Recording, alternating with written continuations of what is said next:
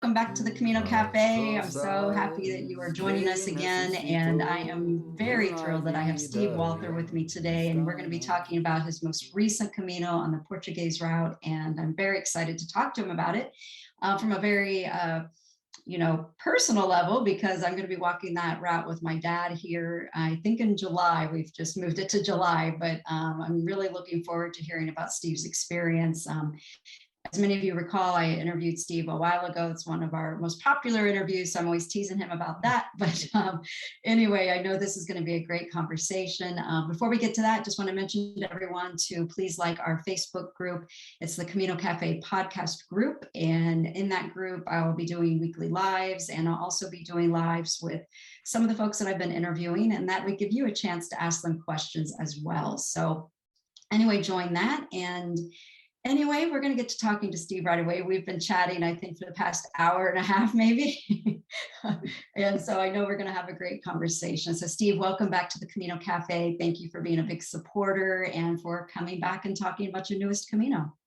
Well, forget about thanking me. Thank you for all that you do and all the wonderful people and stories you bring to us, because I love your interviews. I love to hear more about the Camino, and I love to hear from other pilgrims and their stories and wonderful words of advice and of experience. So thanks to you. Oh, well, thank you. Well, I'll tell you what, it's been so much fun. I started this to keep my Camino spirit going, and it's been so much more than that. And every single interview, I just feel like I'm learning so much and continually inspired, not even just for walking the Camino, but just inspiration for life. I think you and so many of the folks that I interview are just amazing people, aside from being amazing pilgrims. So it's a fun job. I love doing it. Well, today with all of the negative news and all the bad stuff all the time, and if you pay attention to that only, you just think that we're all going to be gone tomorrow and everything is horrible. And then you bring us great stories, just that. Your conversations with Carlota, I just makes I have permagrin after I hear it for the whole day, because she's just what a delight and what an inspiration, and how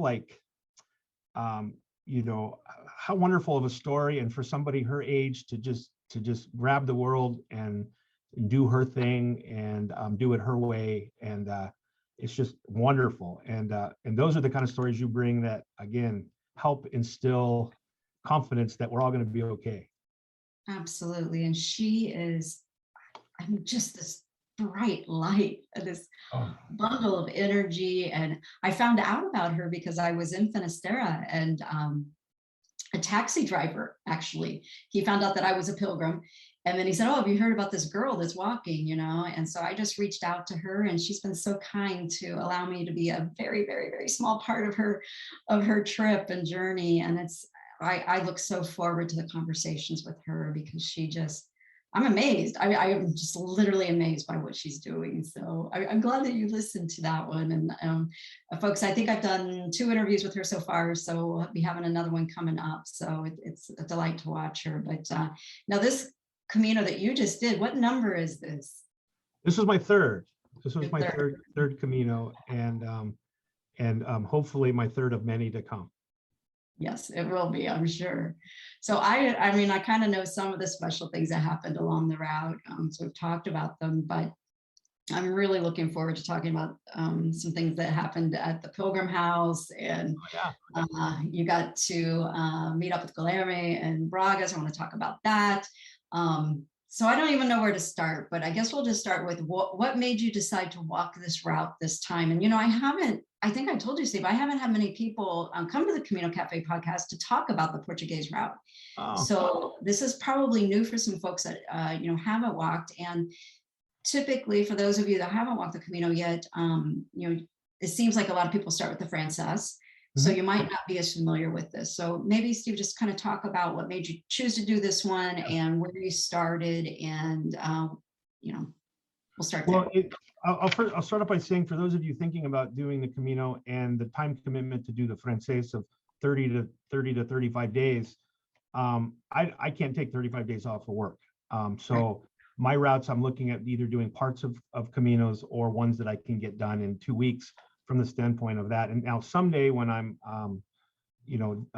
kids are out of the house and my work changes where I can do it, I plan on doing all of the longer routes in entirety all in once. But in the meantime, my Caminos have been 2-week stints. So my first one, I walked from Sarria to Finisterre through Santiago. And my second one, I did the Primitivo from Oviedo to Santiago. And then the third one I did from Porto to Santiago.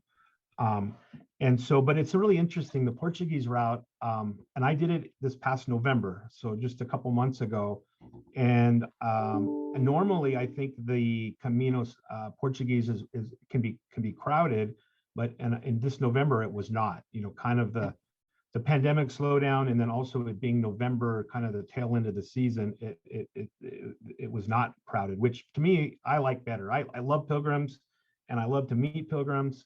But with that said, I don't want to wait in line for an albergue or run around or for a place to stay or to find a drink or to have a meal or to do anything. You can wait in a line anywhere, but not on the Camino. So, and the other thing about the Portuguese that I didn't realize is there's a lot of different routes.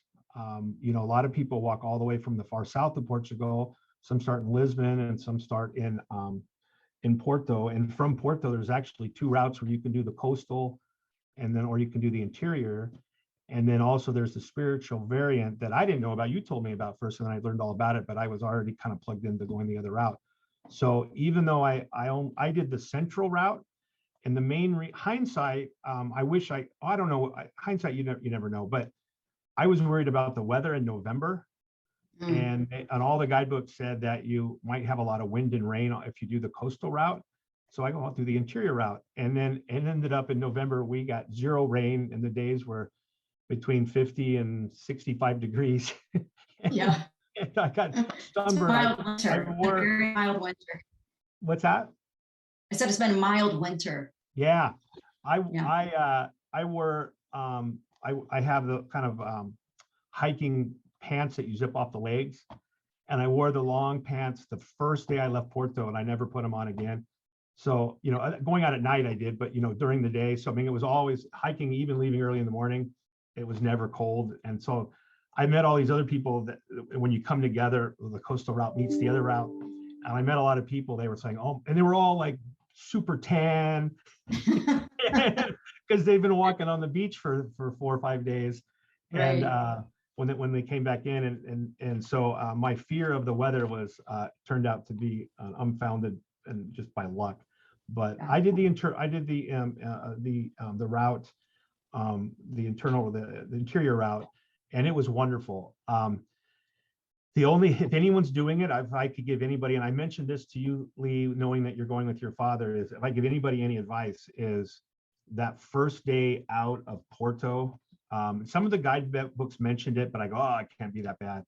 I would encourage you to take a cab to the first stop. Yeah. Can you describe for us, Steve, describe for everyone what that felt like for you? Oh, I was fearful of my life, and not just being joking about it. You're walking on the side of the road with trucks going by with their mirrors right here on your head. There's no place on the side of the road to get off. And then you walk through a very industrial area, and then some roads that didn't have anywhere on the side of the road to stand or walk. It'd be like a ditch or a wall or something. Wow. And so if I was going to do it again, I love the Portuguese route that I did. It was awesome. But I would have skipped that first day just because it just wasn't really. Now, I think if I would have done the coastal route from there, I wouldn't have had those same issues, I think. But skipping up a day, amazing. So where would you start then if you skipped that day? Oh, I wrote that down just so I didn't forget it here. Bear with me 1 second. Oh, sorry. But what I will say this is I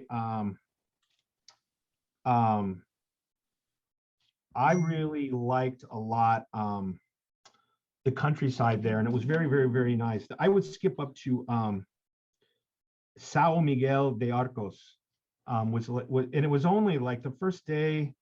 I want to say I don't think I only walked like 15 miles, 24 kilometers or something. So it wasn't like a long day. So you weren't missing a whole lot, but there was nothing. Wait. There, Did you just say 24, 25 kilometers is not a long day? Well, I mean, it's not like, I mean, no, not like a long day. I mean, but it's not like, but my point is, if by skipping that, you're not missing anything. Got it. And it's not like you're missing like 30 or 50 kilometers or something of the hike. You're just missing that, because most of it you're walking through industrial areas and it's all trucks going by, and there are very few cafes. It wasn't like any of the other Caminos, but after that, it was, I don't want to discourage anybody. After that, it was fantabulous and wonderful. And I did stay in this amazing farmhouse there that was generational farmhouse that I was the only one there. It was funny, the lady came and her grandparents grew up in the house, and she got me set up, and she said, "What time would you like to have breakfast?" And she said, I live down the road, so I'm leaving, but I'll be here at 8 o'clock to make breakfast for you. And I had my own room, and it was funny because there was like a living room, and then the room was very nice, and it was an old farm, and they had a big courtyard in the middle with like all this old 300, 400, 500-year-old farming equipment, rakes and shovels and all hand pumps and all this kind of antique stuff there. And I was the only one there in this farm. And so it was kind of, well, okay. So talking about the Camino, I was there all by myself, and it was kind of like, it was nice, Yeah. And then the next day I walked all day, didn't see a single pilgrim. The next day I saw 2 pilgrims, I think, and the third day I saw like 1 or 2 pilgrims. So I saw very, very few people. And it's kind of interesting. I shared this on Facebook at the time, but I was thinking, I mean, Lee, you've known me long enough that nothing else. I do talk a lot, and I like to talk, and I'm very gregarious in that sense. And I was like, I'd be in these wonderful places staying there, and I'd be the only one there. And one place I had this kitchen all to myself. I went into the little town, and I bought a couple eggs and some of their awesome bread, and I cooked some eggs and some of the chorizo, and made dinner, and I'm sitting in this 300 or 400-year-old kitchen all by myself, and going like this. I'm kind of like, I'm lonely, And so I called my wife, and I was kind of like, I know I'm in Europe, and I know I'm on the Camino, and I shouldn't be complaining. I said, but I just walked the last 3 days by myself, and I haven't really talked to anybody. And Maria, in her words of wisdom, said something to me. She said, maybe it was God's plan for you to need this time by yourself. And I was like, oh my gosh, you're exactly right. And it changed the whole dynamic. I was like, you're right. Stop with this pity party of me walking by myself. I enjoy and how awesome, and take it all in, and start thinking about, what the interpersonal aspect of the Camino and everything. And so the next morning I wake up with a pep in my step, and I leave to the place where I was staying, and everything, the sun was out, the birds were chirping. I was in a good mood. And then I met one of the pilgrims that ended up being part of my Camino family for the rest of it.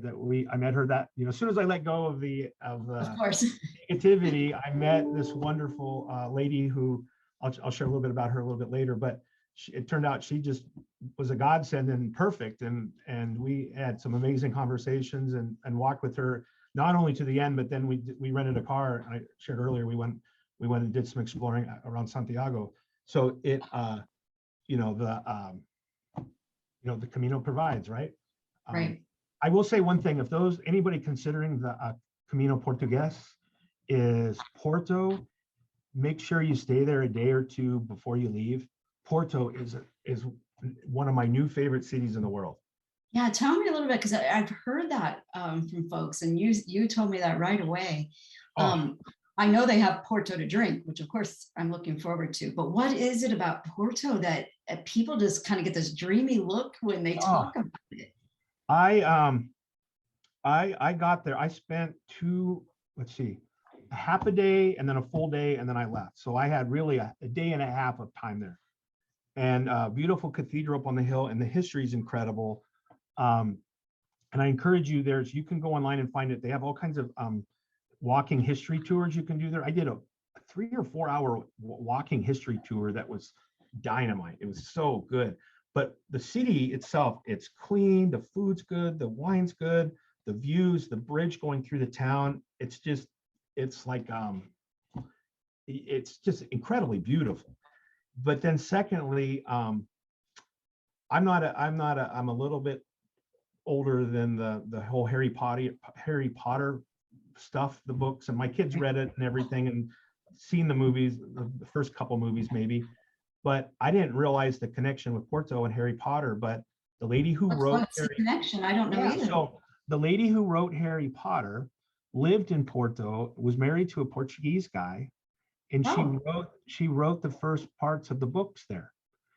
And so a lot of the things in the whole Harry Potter story takes place in Porto. So as an example, and again, I'm not super familiar with it, so if I'm not saying it correctly, bear with me. There's the library in the movie with the staircase. It's kind of an interesting, beautiful. That is a bookstore in downtown Porto, and you can go. All that stuff was like in Scotland or something. I didn't realize that. It's And so you can go there now, and it's funny because so many people go there to see this bookstore that everyone was going to this bookstore and they weren't selling any books. So now you have to, you go online and you register and you pay to go inside of it. And if you buy something, they'll give you your money back. They'll take it off your thing. And there's a long line to go in. And if you pay even more, you can go to the front of the line. So I didn't go, I looked at it from outside, I didn't go in. But it was really interesting, the enthusiasm and people going to see it. But secondly is, in the movie or in the book and everything, that they wear capes, yes. Everybody that's in it. That comes from the actual university in Porto, where the students all wear those capes. You see students walking around, and that has been for hundreds and hundreds of years. And the guy told us it goes back to, they had a uniform that they didn't want to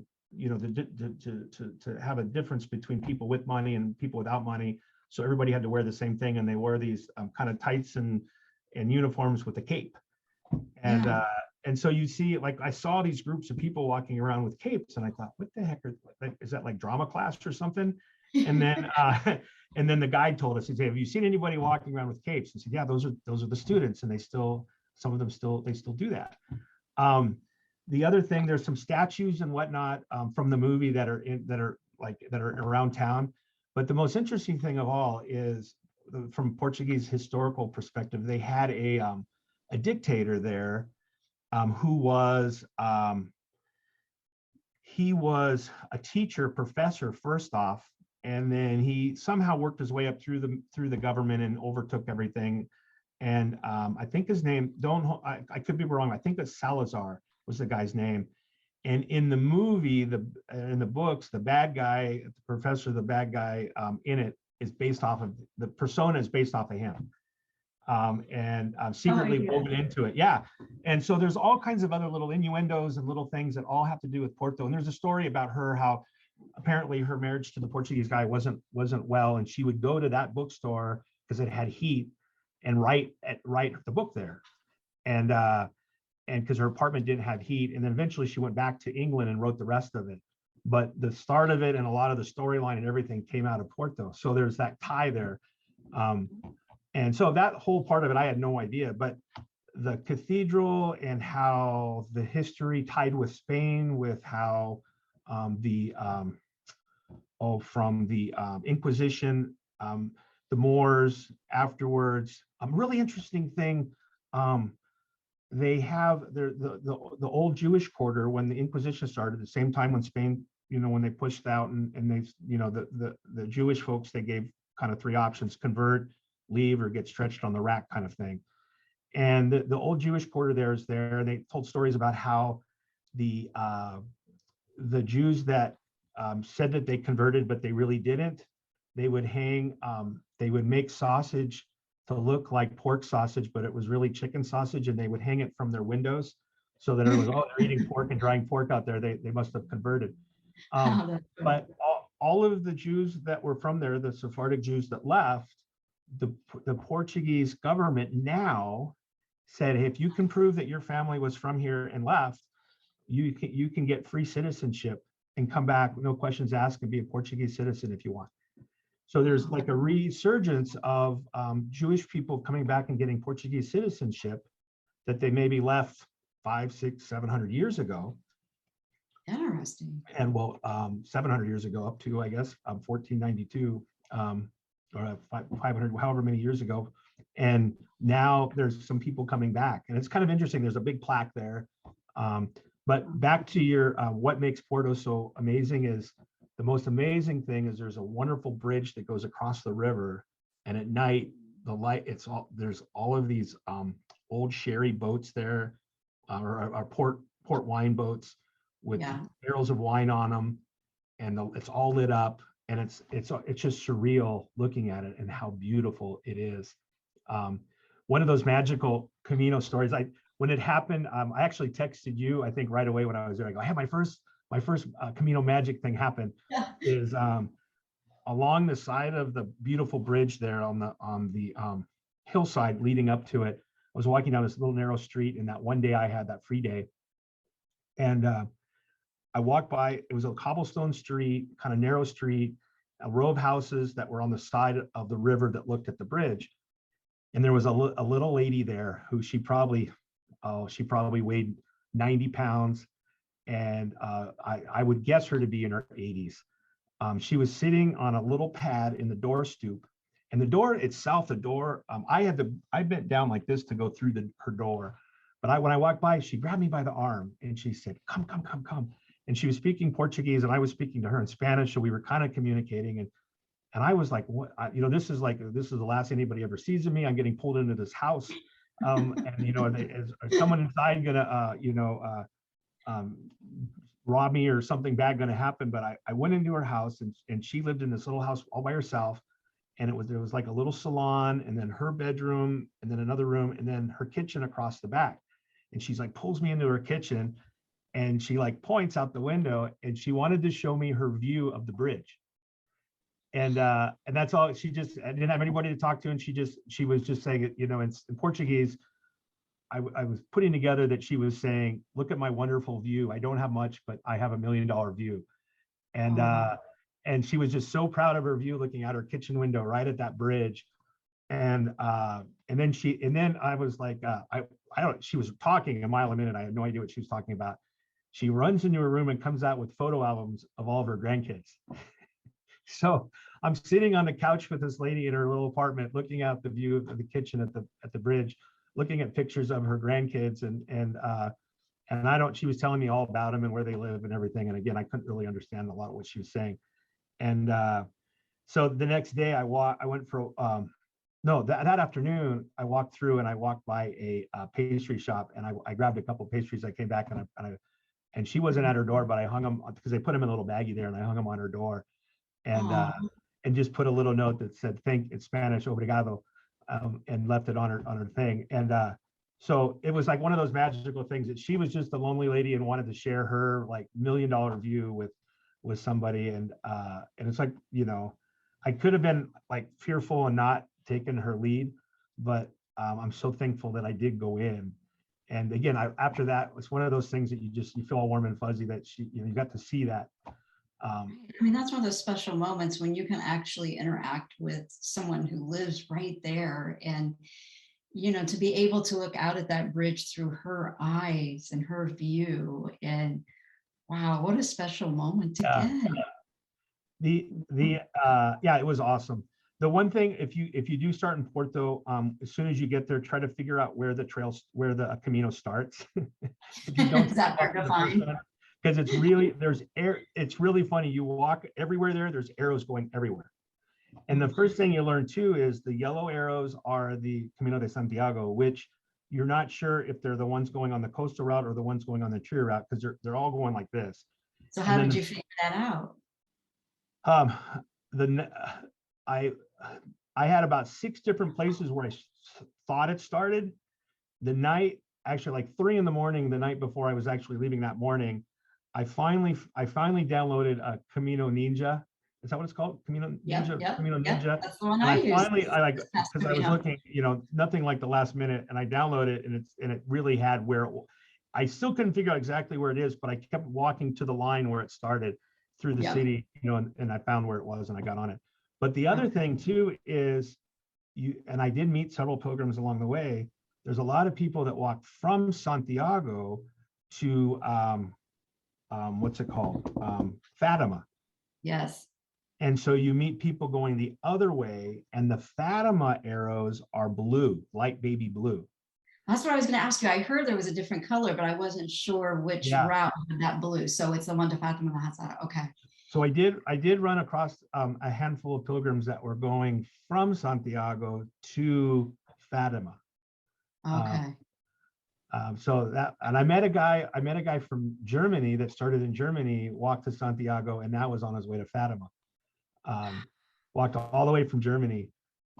Crazy guy. He, we all hear pilgrims talk about, oh, you need to get the smallest pack, and even Gigi down to 6 pounds. I think Gigi's got the record, but are you going to tell us that this guy was carrying less? This guy had this canvas backpack, like army style backpack, with pots and pans hanging from it. That was like this high over his head, and he was like all top.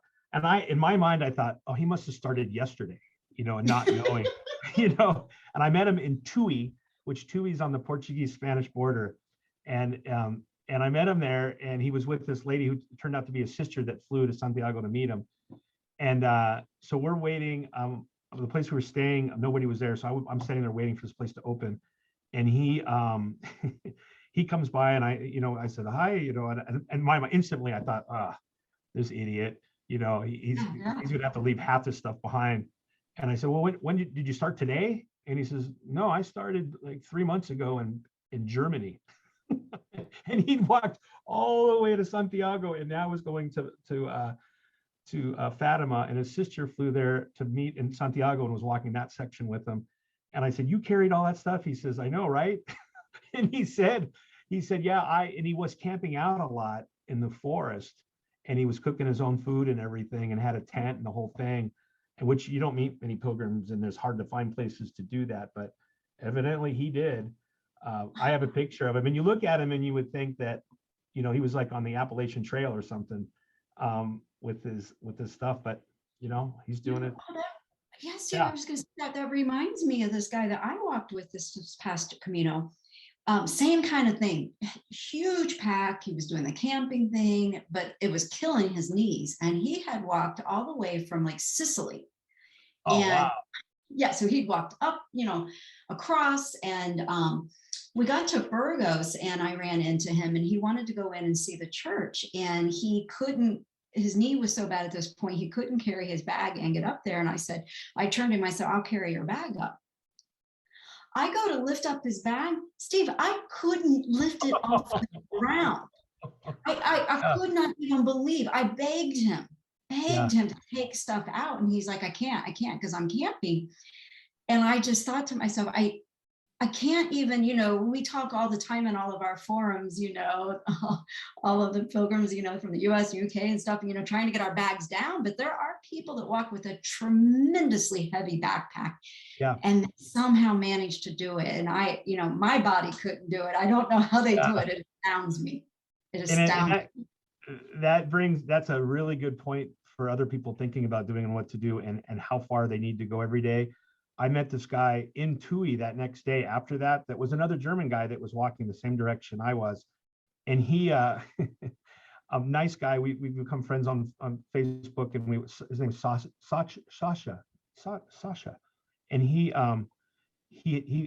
ran, younger guy, and he ran marathons. He just ran a marathon like the week before the Camino. And so I walk with him from there, and I'm a big older guy. I'm a lot of things, but skinny's not one of them. I have my pack on, and I meet up with this guy, and we walked together and talked. We had great conversation, and we walked, and it went by. I walked, I think, further and faster than I have any point on any of my Caminos. And we get to the first town that was about I think I don't remember, but I was like way ahead of schedule. And the people I was supposed to be walking with, I ended up being like an hour and a half ahead of them. And we've come into the first town. And I think I want to say we walked 12 miles in like 3 hours. And we get there and I'm like, holy smokes, we got here in 3 hours, and I wasn't supposed to get here till later today and have lunch with some folks. And he says, I know, 3 hours. He said, I can't believe it took us so long. And I was, well, thanks for slowing down with me. We had a cup of coffee, and I said, Sasha, it was wonderful meeting you. Maybe I'll see you down the road, but I think you'll be to Santiago in 2 days, when it was still like 5 more days to go. I said, but I won't hold you up anymore. And we both laughed, and I never did see him again. But again, is the lesson to that was, walk at your speed. Because when I got there, we walked that fast, and it went by quick because we were talking and having great conversation, and everything. But I was already tired. And normally I would have kept walking a bunch more. And I did walk a little more that day, but I was like, I wore myself out early, and rather than just kind of relaxing and, taking my time. And for him, he was relaxing, taking his time walking with me. And I'm a pretty fast walker normally, but anyway, it's kind of a good lesson to walk your own speed. Don't feel like you have to keep up with people because they're walking faster. Walk at your speed, and maybe you'll see them that night or not. But yeah, that's an excellent tip, because I think sometimes when we walk too fast, we walk faster than our true pace. We can get, that can lead to some tendonitis, some other injuries. But it's hard, we're talking to somebody and we're really enjoying the conversation. And also the flip side can happen, right? That they're a little bit slower than you. It always amazes me. There's always somebody faster than me, and there's always someone that's slower than me, right? And you've got to make sure you're listening to your own body, right? And doing what's best for you, and not getting caught up with, oh, I hate to lose this pilgrim friend, but you're right, that was some fast. Well, I was going to say to you, so you walked from Porto to Santiago within 2 weeks. Is that right? Yeah, I did it. I did walk a little bit. I did do a little bit extra, where I did spend the day with our friend Guillermo, and he took me. Yeah, so I would ask you, did you have to get to Braga? That's off the central path. Is. So right? did you have to take a bus, or he came and got you? He met me in, I wrote down the name of the town because I can never remember where it was. He met me in, where was it? He met me in this little town, Barcelos, I think. Yeah, Barcelos. And then he lived in Braga, and which is like, Braga is like in a car, I can't remember how far it was in the car, maybe 15, 20 minutes, maybe 20 minutes. On the freeway, so it would have been too far to walk there, to get back. I could, that's with time, I could have walked there and back, because there is a trail that does that. But I'm so glad we did it, because that town has something that's really, really interesting.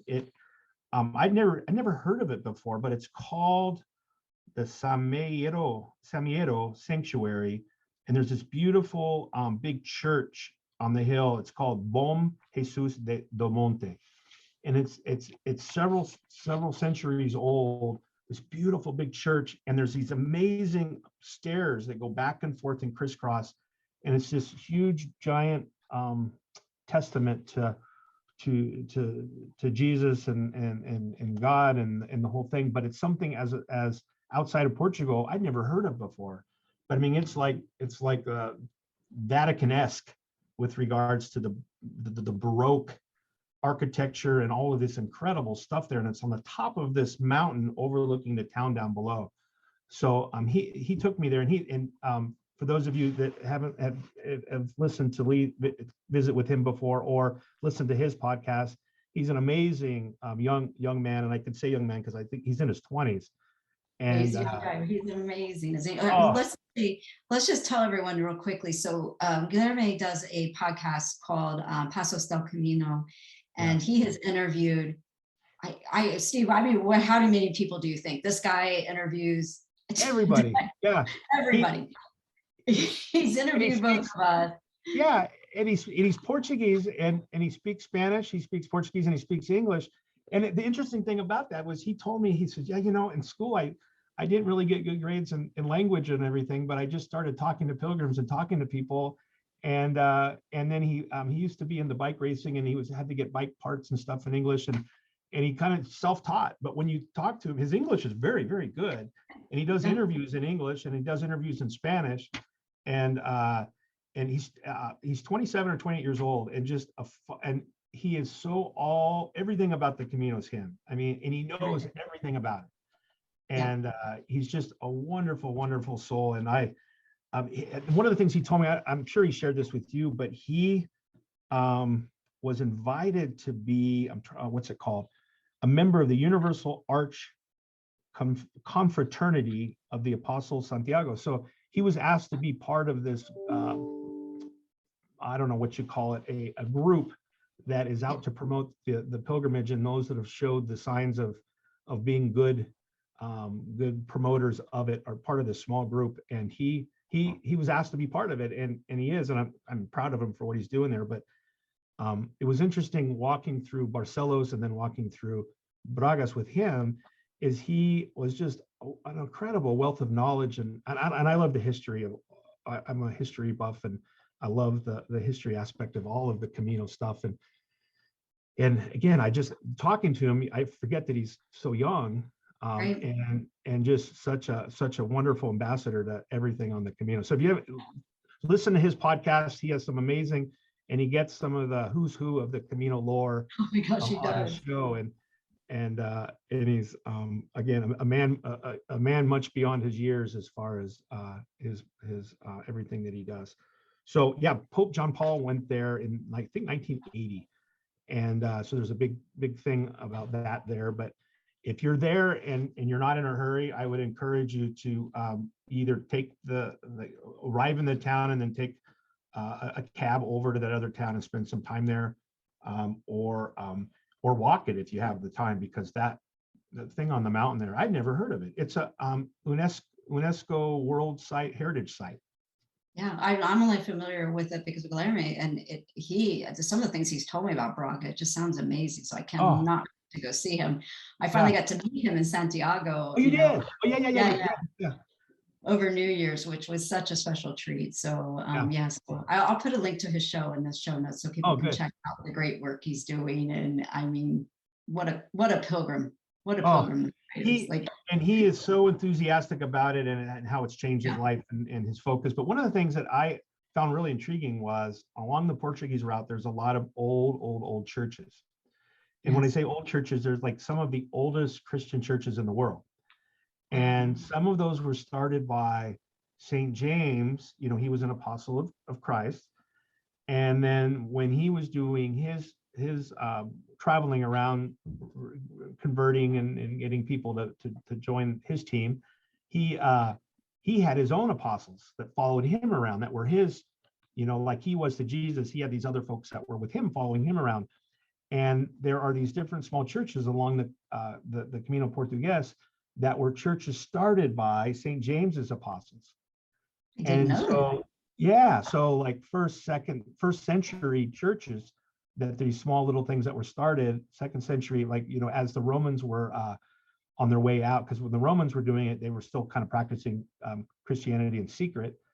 But there's some churches there and some different old ruins that were from those churches that were started by the apostles of St. James. So pretty interesting stuff that, a lot of that isn't in the guidebooks, but Guillermo knew all about all of that stuff. So, and it was kind of, I wish I would have had him with me along the way, because he would say, oh, when you pass that town, did you see that? When you pass this town, did you see that? I'm going, maybe, I don't know. But nothing like walking with a local, right? Who knows the history, and he's even more so because he's such a Camino buff, and So what I was just going to say, beyond going to Braga and some of these other things, what would you say was the biggest highlight for you? Like when you look at, like, I wasn't expecting it to be like this, and wow, like a moment that you were just wowed during this Camino. What would you say that moment was? Well, I will say this is, I think each Camino that you do is different, not only from the personal perspective of who you walk with and who you meet, but each one of them, for me, the three that I've done, the geography has been different. I mean, the where you're going, and culturally it's pretty similar, but the part to me about Portugal was Portugal, the people are extremely nice and friendly, and I was really surprised with Spanish, how similar and different it is from Portuguese. I mean, it's amazing. Some things you can totally understand everything, and other things I couldn't understand anything. But the other, and again, me doing this in November may not be the same as it is, because I didn't have, there weren't a lot of pilgrims. But Right. the wow part for me was each of my other Caminos, I've met amazing people and had you find your Camino family and your people, so to speak, when you're walking. And I shared with you how, like, the first few days I was walking completely by myself, seeing no pilgrims to one or two a day only. So then I finally found some folks that were with me, and there was 5 of us that walked together, that you could not have had 5 more different people. And they really made it wonderful and amazing to me, because the Camino then went from about me to about me learning about these other perspectives of the world, really. And these 4 other people, very unique backgrounds. I kind of started learning, like listening to them and dinners and walking on the trail, or having a beer or wine along the way, talking about where they're from and their perspective of things, which changed the Camino from being about the Camino part to, like, wow, I never thought of this that way. I'll give you a great example. There was Evelyn, who is from Mexico City, had been living in Dublin for the last 4 years to learn English. And it was funny. I said, "You went to Dublin to learn English?" And she said, "I know, right?" I didn't really pick the right spot.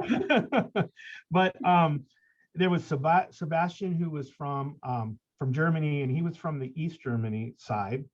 And then the other couple, they were a married couple, and he was Portuguese and she was Polish, Antonio and Edita, and they were married but lived in Saudi Arabia. She was a midwife and he was a music teacher, and they met in Saudi Arabia, got married there, they lived there. And so the conversations we had between the Mexican girl living in Dublin, the guy that grew up on the East Germany aspect, he was 13 when the wall came down. Polish lady married to a Portuguese guy living in Saudi Arabia.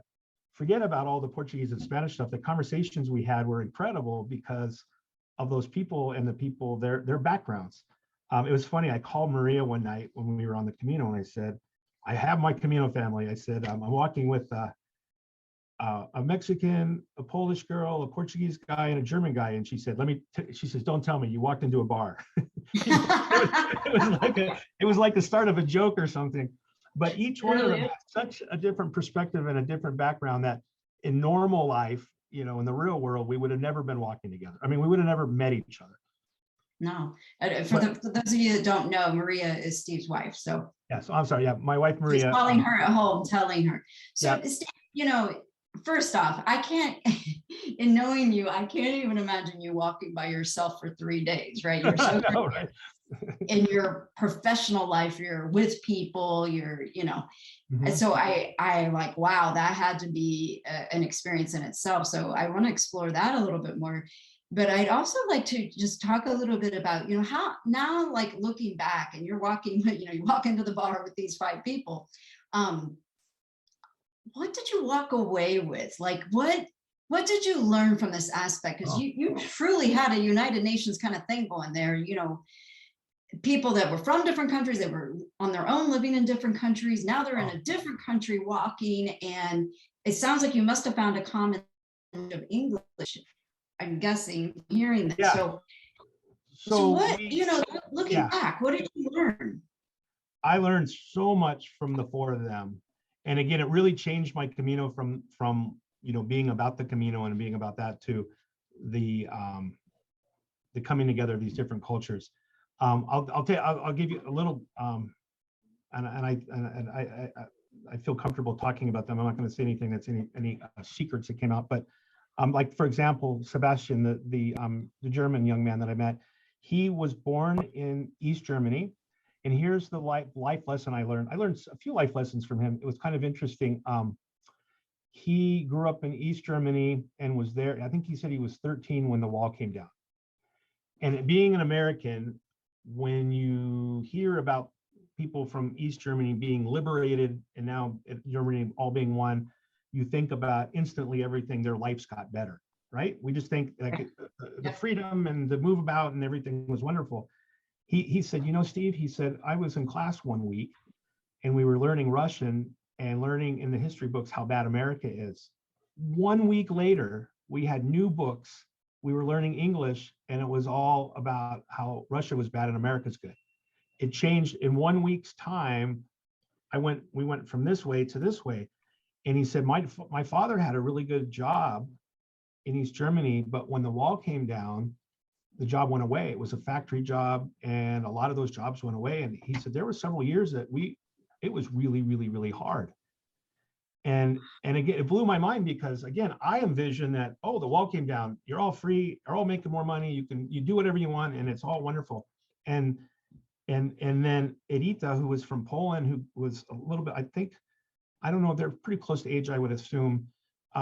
She was living in Poland during that same time when that was happening in Poland as well. And she said, yeah, she said, my father had a really good job under the communists and afterwards he didn't.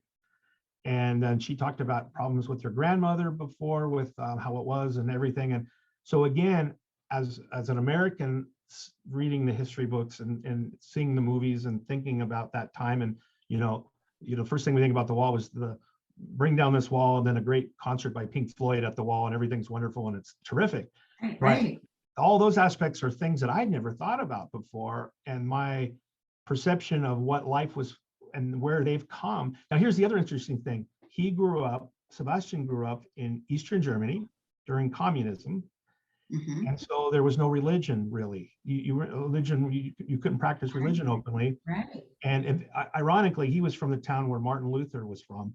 So it's kind of interesting historically from that perspective. Yes. But the thing that was really interesting was he now works for, though he grew up atheist, not really very religious. This was really, really interesting. And again, a life lesson thing is he works for a Catholic charity that for troubled teenagers that live in a home. Lots of troubled teenagers live in a home where he works. He works there, stays there overnight, and is a teacher's counselor person at this Catholic home for troubled teenagers. And the reason he was doing the Camino was to come up with a plan to go back and propose bringing these troubled teens on Caminos. And he's there learning about, yeah, isn't that cool? So here's a guy grew up in Eastern Europe that is not Christian, no Catholic, no ties to the Camino part of it at all, but doing the goodness and taking that goodness and doing good things in spite of it. And the other really interesting perspective to bring it all kind of back together with regards to the religion aspect is at one point we were all talking about what we were doing the week before we went on the Camino. And everybody, I was here, I was doing this, I was doing that. And he said, I was in Rome. I said, you were in Rome last week? He says, yeah. I said, what were you doing in Rome? He says, I was meeting the Pope. I said, you were meeting the Pope? And so I said, well, you mean like you went and he was up in the window and you saw him, up in the window like you do when you see the Pope when you go to Rome? He says, oh, no. He says, no, I met with the Pope. And he pulled up his phone and showed me a picture of him standing in front of the Pope. And I said, well, what the heck was that? Like, how did you meet the Pope? And he said, oh, yeah, we talked for a while. And I said, well, what did you talk about? He said, we talked about soccer and different things. He said he spoke perfect German and because the Pope's from Argentina. And he said, yeah, we visited. He said, the Pope's a nice guy. And I was here's a guy that's first off an atheist and grew up, working where he works. And last week he was visiting with the Pope, and he was there with a group of kids from that school that they took there. And the Pope came in to meet the group in one of the back rooms or something. And And again, he showed me a picture on his phone. Yeah. And I said, well, did you just like walk by and say hi? He said, oh no, we visited for a while. We visited for a few minutes. And his comment was, oh yeah, the Pope's a nice guy. I was, you know, who, how do you meet someone that just, you know, oh, by the way, I was hanging out with the Pope last week. And you know, that was pretty incredible. But so that was kind of a life lesson from the perspective of East-West, my perception versus reality. Yes. And we saw it that way. And the other thing, Evelyn was the first person, you know, that I met and walked, and she was just an amazing lady. And again, we talked, she went to Dublin to be, and she was a nanny, and she worked for this family taking care of kids. And this is the part where I learned a very, very valuable lesson. Is in my mind, I instantly assumed that she went there for a job to make some money, maybe to learn English, but it was more like for a job. And I just assumed that. And you know, that's a pretty reasonable assumption. A young lady going to somewhere to be a nanny is because she, you know, wanted a job and to travel and to do that. Well, which was partially true, but one of the times we were talking about, oh, back when we were in college, this and that, and she said something about when she was in college and lived in the dorms or something, and I said, Evelyn, what did you study in college? And she said, I studied molecular biology. I said, you studied molecular biology? She said, yeah, I was. I said, what did you do after college? She said, I was a pharmaceutical rep in Mexico City for like 15 years or something, for a long time. And I said, and you were a nanny in Dublin? And she goes, yeah, I wanted to go learn English, and I figured that was a way I could do it. And so, again, assumption is, you know, we tend to meet people and automatically assume one thing without listening and asking to hear their story. Without, you know, everybody has a great story, and I was just blown away by, you know, here is this, you know, somebody that was just doing this life choice thing because she wanted a new adventure and to learn English and to travel, and then she ended up being there 4 years. So that was an amazing life lesson in you know, judging the situation before knowing all the details. And we inherently do it as humans, but it was a great lesson from the standpoint of don't assume anything. And then Antonio and Edita were they were just the I'll tell you, Edita is hilarious. And we were walking into this one place to have our menu de dia, the Pilgrim's lunch, Pilgrim's meal that day. And as we're walking in, so for those of you that don't know, when you go in for the Pilgrim's meal, it's usually anywhere from 8 to 15 euros, 15 on a high end, but usually 7-8 euros is an uncommon. And it's usually like a 3 or 4 course meal that you get. They'll bring you a bottle of water or a bottle of wine. And if you're by yourself, they'll bring a bottle of wine and a glass and you take what you want. And if you're with a group of people, they'll bring 4 glasses and 1 bottle of wine and you take what you want. And then you have a salad or soup. And then you have a main course, might be a piece of chicken and some rice, or a piece of chicken and French fries or something. And then it's usually a dessert and a cup of coffee.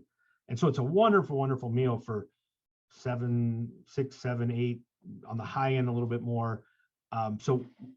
So we're walking into this place, and there's 5 of us to eat. And as we're walking in, she says, you guys better not sit with me. I'm going to go sit by myself. And we kind of look at each other, and then we sit down, we all make our orders. They bring her one glass of wine in the bottle. Then she came over and sat with us. She said, I want my own bottle of wine. I'm not sharing one bottle with all you guys. I want my own bottle of wine. I mean, why haven't we all thought of that? I know. But the way she said it with her Polish accent, and just really, really like this, is, you guys better not sit with me. I'm going to sit by myself.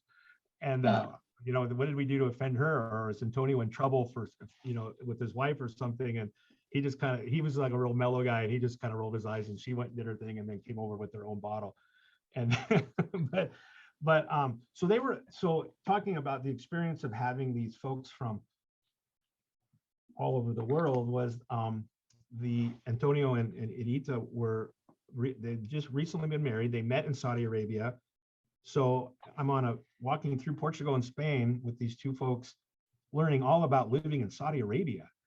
And won't go into that, but there's stories about what it's like living there, and they actually liked it a lot. And you know, which for a lot of people would not be a choice of a place to live for doing the things that we like to do, especially on the Camino. But I'll give you an example, is they live in walled off expat communities where you have to go through a gate and there's only expats living in these places, and alcohol is forbidden. So they said a lot that you go to the store and there'll be people buying like a whole grocery cart full of juice and sugar.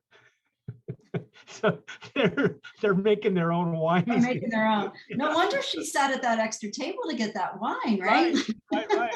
But it's like those are the kind of things that you know, that you can't have alcohol there. So like all these people go there and they make their own, and they, you know, the process. I'm not sure what they do, but anyway. So that part of it was, again, for me, what was the wow? What was the change? It was the Camino was amazing, but it was the Camino community that came together that I learned a lot. Not only about my own culture and looking at it from their perspective, but me learning about them. And we ended up, like, again, all four of us were very, very, very different, culturally, social, economically, language, the whole thing. And we became very close.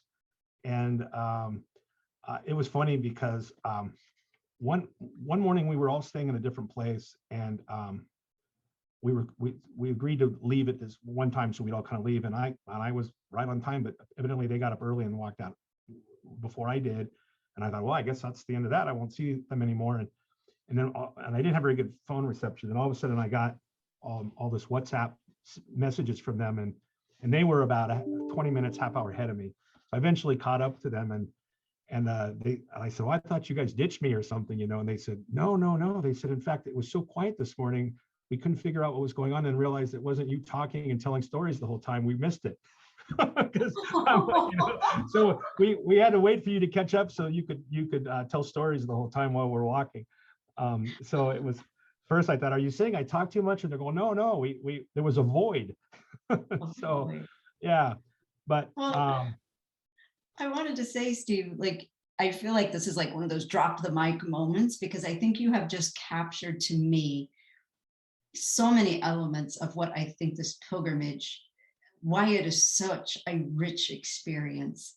And this story, I think, perfectly illustrates where else can you go? You know, you can go on a beach vacation or whatever, you know, but you're not going to meet four people with these kind of backgrounds and learn the things that you learn and have the experience and the stories that you just had. So first off, I feel like this is such a unique opportunity. And I had one somewhat similar on mine recently, where I felt like, wow, as an American, I have not understood history in a way that maybe it actually happened. And that was with someone that lived in Czechia, and starting with the fact that I still called it Czech Republic. He's like, where have you been? It's not called that anymore, you know? And I just feel like there's these opportunities as no matter where you're from, you're going to get it, because I'm sitting here thinking, what would they tell me about Steve and about what they learned about America, right? And I think this is such a unique opportunity and gift to be able to go and have this kind of experience. Like, it's priceless, you know, as the commercial is, but I think it's priceless. It's, to me, one of the best elements of going on Camino is getting to have this experience and to learn something on a very human level from the actual participants that have been living it. Yeah, and so much, and you learn that although we're all different and we all have different backgrounds, but underneath it all, we're very, very, very much the same. And right? I learned that right away from Antonio, from Evelyn, from Sebastian, and from Edita, that you know, ultimately, you know, we may say it differently, but we all have the same concerns and the same worries and the same desires and needs, and again, in a lot of ways, with all of the negativity happening in the world, it's encouraging to find out that we can still get along and be connected and have wonderful conversations and meet wonderful people, and it's okay to be different, but remembering that ultimately we're the same. So to your question, as far as what is like what this Camino, what was my wow thing, is it wasn't necessarily a Camino wow thing. It was the Camino experience of that cultural mesh that was probably different this time than my other ones. Um, and yeah, this there wasn't the aha, coming into the plaza wasn't the same in front of the cathedral, because I've been there many times before over the years, but it was there from the standpoint of coming in together with this group, because two of them had never been there before, and sharing it with them was really like, you feel that because they're feeling that, and then you feel it collectively, which in of itself is a magical part of the Camino. I also one other thing that kind of the last day we were all there together, actually the Antonio had been there once before with a group, with a guy, an English guy that he lived in Saudi Arabia with, and they did the Camino several years before, and he said, there's a karaoke bar. You want to do karaoke? I absolutely hate karaoke. I don't want anything to do with karaoke bar. I'm not. And so as a group, I go, all right, we'll go. And he says, well, they don't open until like 1 a.m. All right. So we go to this, we walk all through town to get to this part of Santiago I'd never been to before. And he knew right where it was. And we go to this karaoke bar. And so again, the 5 of us are in this karaoke bar till like 5 a.m. On a day you walked? Did you walk this day as well? No, it was like the day after we arrived in Santiago. This is in Santiago. This is the last day. So we're there till like from 1 a.m. till 5, at night. And great night. We're all happy. We've been drinking and having a great time. And we all sang, and the people, we met all these crazy characters inside the bar. And the next morning, we were all kind of going our separate ways. Antonio and Edita were taking the bus back to Portugal, and Sebastian was walking to Finnis, and Evelyn was going to be there today. She was staying with a friend that she had from Dublin, and she was staying in Santiago.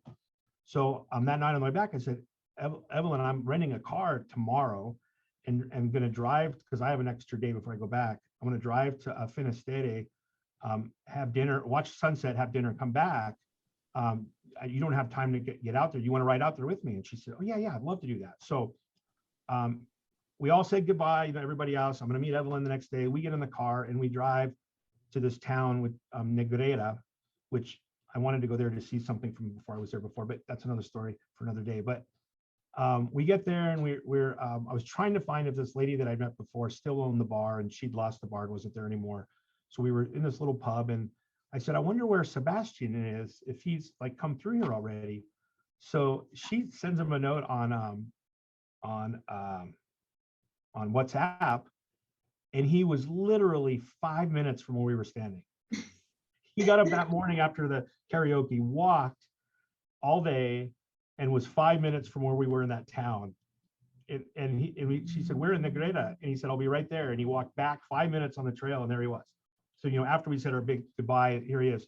So from that point, he got an albergue, left his bag, got in the car with us, and the 3 of us went out to watch the sunset and have dinner together. One last, after our goodbye, we had one more goodbye night. One more goodbye. Yeah. And then came back, and then we dropped him off at the albergue, and the next day he walked from there on. So he walked the whole way out there. And but it was just like one of those things that, of all the places where, I wonder where he is. He was 5 minutes from where we were, just pure chance. And Wow. And he, there Sebastian walked off the trail, out of the woods, back to the car, and away we went. Wow. Yeah. So those are the kind of magical things. Sometimes you just, how did it all mesh together? Exactly. And how cool for him to be able to see the sunset once with you guys, and then go back then on his own. And it rained when he was by himself, and it was sunny and beautiful when we were there. Yeah. So very lucky. Very lucky. Well, and sometimes that rain out there, it can be even more beautiful, without the clouds. Yeah. And you just never know, like what a special moment.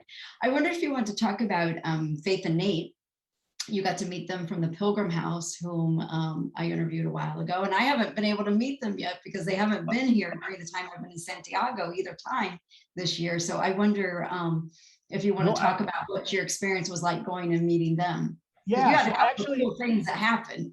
Yeah, well, I actually didn't get to meet them. They weren't there. I thought you did get to meet them. No, I went there and they weren't there. It was, oh, here's the funny story. Well, there's a two-part story. So I'll tell that and it leads into another one. So if we have time, I was waiting for somebody for something else totally unrelated in a little cafe. And there was a sign, a billboard, right, like about for a shop right next to where we were sitting for coffee. And I had coffee there the day before too. So I'm sitting there, and then all of a sudden I look over at the sign, and I'd seen the sign a bunch of times, and I never read it. And all of a sudden, it said Pilgrim House. I go, that's the people that Lee interviewed. I just listened to the podcast a few months before, and it was right there, right where I was sitting having a cup of coffee, So I walked in, and there were two young ladies, one from Oregon, and I don't recall where the other one was from, that were volunteers at there. And I went in and introduced myself, and I said, I listened to the podcast. I said, are the owners here? And Nathan and what are their names? Faith and Nate. Yeah, Faith and Nate. And they said, oh no, they're not here, they're not in today. And so I sent them a note, and I sent them an email because they gave me their card, and I said, oh, sorry I missed you because of Lee's show. I listened to your wonderful project and what you're doing. And I got a copy of their letter that they, your decompression letter and all of their stuff that they do. And the wonderful young ladies working there gave me a tour of the facilities and the meditation room and the stuff that they have there. And it was just kind of a small world that all of a sudden I looked over and, well, there it is right there. But it ties into another crazy story that happens on the Camino so much is, so fast forward or rewind back to 20, I'm going to guess here and say 20, I can't remember if it was right before we were married, 25 years ago. So I don't know if I shared this in the first interview or not, but when I lived in Spain, met my wife we got married in Spain and then moved back to the States. Lived in Granada for a few years and in Jerez de la Frontera near Cadiz. And her family's all from there still, and we live in the United States now, but that's where her family is and when we go and visit where they are. But to make a long story short is we went up to Santiago way back then, and when I lived down there, I was painting on the streets. I was selling paintings and painting watercolors and selling them for basically at that point. I had room and board paid for by her family's house, so I just had to make enough for drinking money and traveling around. And if I sold a painting in the morning, that meant I was finished and I could go have beers that night. So we're up in Santiago and we meet this wonderful street artist painting on the street, and he was really good. He did these amazing watercolors with pen and ink over them, and we visited with him. And Maria actually, when I left, she bought a couple of paintings and then surprised me with them later and gave them to me. And I had them framed in my office. Right now, I'm looking at it right here up on the wall. And so this guy, we visited, and I said, I'm painting and selling paintings down in the South, and you're up here, wonderful, you're doing this. I said, you're better than I am, but that's amazing, you're doing this. He was from, I think he's from Colombia, and great guy. So I, say goodbye, and then my first Camino in 2018, I'm in Santiago afterwards, and I walk down the street and I see like a shop, a gallery with that guy's work in it. I recognized it, and I walked in, and there he was, and he had his own gallery now. And I was like, I'm sure you don't remember me, and but I met you on the street. I have on my wall in my office your paintings there now, and he said, oh my God, he said, I don't remember, but that's fantastic, that's great. And he does this thing for pilgrims where you tell him where you went, what days, how far you walked, and he calligraphies it all out and does a wonderful painting. And I bought one from him, and I put it on my wall just like I did before. So my second walk I did with my daughter, and I went back and visited him again, and he did another one for my daughter and I. And then so this time I went to go see him, and I was actually at the coffee shop right next to the family, the Pilgrim house, and it was across the street from his gallery, and that's why I was there waiting for him to come back to pick up the painting that he did. When I looked over and saw the sign, and Wow. when I went into their place, they had a big picture of his on their wall inside of the place, and I told him that story. He goes, "Oh yeah, they bought one of my paintings," and I asked them about the paintings and said, "Oh yeah, he's across the street. He's a great guy." So it was kind of a small world thing where all of that was right across the street from each other, and so that the artist Juan Carlos, we become kind of friends. Facebook, we sitting back and forth. I encourage anybody that is doing the Camino when they finish, if you want an amazing memento of your trip, he does a fantastic job of making something customized for you, and it's not that expensive. Don't hold me to this, but I want to say it's, depending on what version you get, it's between 60 and 100 bucks. All right, I'm gonna have to go over there and find this place. Yeah, You said his name was Juan Carlos. Juan Carlos. He goes by. Oh, I wrote it down because he signs everything differently. But it's right across the street. You'll see the gallery there. Okay. And All right, I will find the name of it and I'll put it in the show notes. And you know what, Steve, let's have you send me a photo of one of the maps one of the things you're talking about, and that I can include that on the post so everybody can get a chance to see it, because that sounds amazing. I have some great pictures of him actually finishing the painting on the last one. And yeah, I mean, he's he's an awesome guy. He went there as a student from Colombia like 30 years ago, never left. And thinking one of my friends here just mentioned him. I'm thinking it's got to be the same person, and also was just really bragging about his work. Yeah, I want to say because he combined his last name. I want to say he goes by Zamara or something like that. But it's like a combination of his last name. But I'll send you the information afterwards so you can put it on there. But he is just another one of those interesting characters that you just like now become to me, as he's one of the, walking through, listening to the bagpipes play, walking into the square and seeing Juan Carlos. All of those things to me are all part of Santiago now. And now I'm afraid and embarrassed to admit, and probably singing karaoke is probably part of it now too. And before we end, I must know, what was your main song? What would we see you sing should we walk into Santiago with you? Oh, you know what? To be completely honest, is getting there between 1 and 5 in the morning. I couldn't even tell you what any of the songs sung at this point. It was a very vivacious night, to say the least. And I'm sorry I missed that one. That sounds really fun. I will say I stayed on the front end and the back end. I used points because I travel a lot to stay in a nice hotel. And I was staying in a nice hotel in Santiago, kind of after walking, to kind of reward myself to have a nice, and walking in the lobby at 5 in the morning in this very nice hotel. And then they had breakfast, but because of COVID, you had to come at the time that they had. And I walked in and I looked at the guy and I said, hey, I think I have an 8 o'clock breakfast reservation. Can I move it to 10? I wasn't gonna make it. but anyway, part of the Camino lore and story. But well, oh my gosh, this sounds like an amazing Camino, and I knew you and I would do this. We are way over our hour, but I'm gonna have to close this, but I think we could talk all night. And thank you for coming to the cafe and talking about the Portuguese route, and for sharing these great stories. You always have great stories, but I think tonight there have just been some really great examples of what it means to be a pilgrim and what it means to walk the Camino. And I'm pretty certain that anybody that's listening to this is going to be even more excited to go back and walk again, or walk for the very first time. So thank you for giving us a glimpse into what your Camino walk was like. And I've so enjoyed this conversation. So thanks for coming again. And when you coming back? October, November. I'm shooting for my 4th Camino.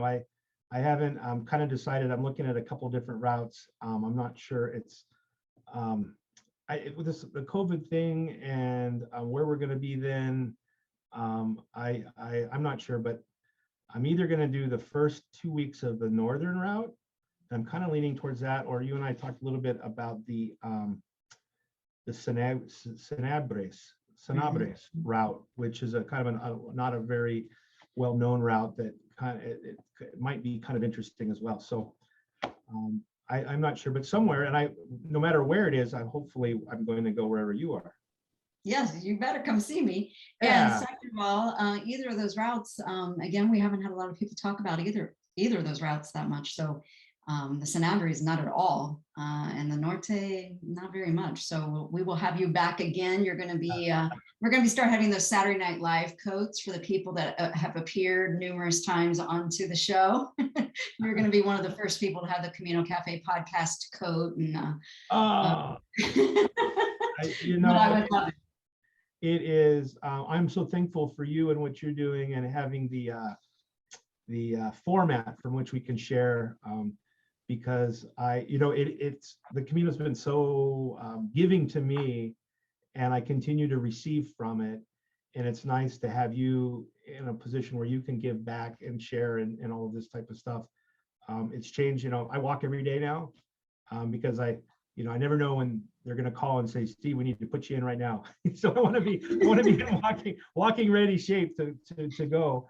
And it kind of from the mind, body, and soul aspect of the Camino, that walking and that, and for those of you that are getting ready to walk, I listen to Lee's and other podcasts while you do it, and it gets you even more excited for when you are there. You don't know how much that means. And Steve's a real planner. He just sent Dan and I a copy of his latest spreadsheet planning his next Camino. So it's my blessing to be able to do these shows, and to be able to have Dan Mullen's show and all the other people out there that are recording what I think now is we're recording history. And the story sharing, I think we learn so much more than just being Camino pilgrims, but being pilgrims in life. And I love being able to be a part and hear the stories and to be able to share them. And, I just hope that the people that hear these stories come and walk, because I think if we all had the chance to walk together, there'd be more peace in the world, because we get to see the best of people, and we get to be the best versions of ourselves when we're out walking. So, amen. Yeah, amen, right? Well, thank you everyone for watching. I'm going to close out the show. Steve, stay on so you and I can say goodbye. And if anyone has any questions, I'll try to make sure you have all the links to the things we've talked about today. If I missed something, please reach out to me. And if you have any questions about walking or things going on, Steve and I are always commenting on different things on the Facebook page, and want to be a resource for people. And if you walk the routes that Steve's talking about, getting ready to walk, especially the Sanabres, we need more information about that, so let us know. So thanks everyone. We'll be back next week with the show, and thank you for all your support. Buen Camino. Buen Camino.